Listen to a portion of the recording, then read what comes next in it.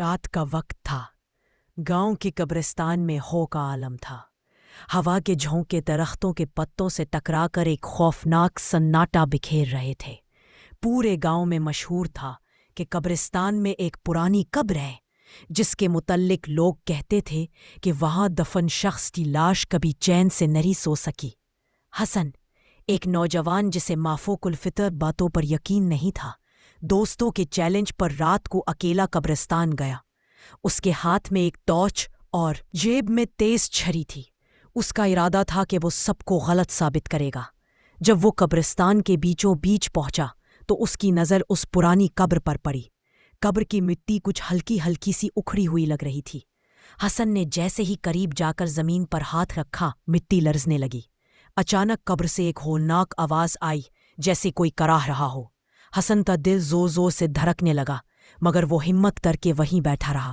چند لمحوں بعد قبر کا ایک حصہ خود بخود دھنسنے لگا اور ایک ہڈیوں سے بھری لاش مٹی میں لپٹی ہوئی باہر نکلنے لگی، مگر آنکھوں کی جگہ دو سرخ روشنیوں کی طرح چمکتی چیزیں تھیں۔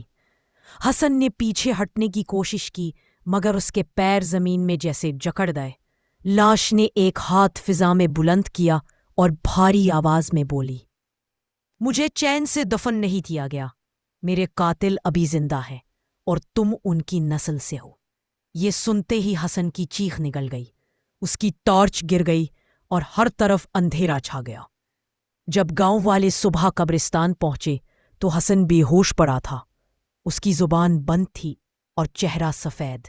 جب ہوش آیا تو وہ کچھ بولنے کے قابل نہ تھا، بس ایک ہی بات بار بار دہراتا، وہ واپس آئے گی، وہ واپس آئے گی۔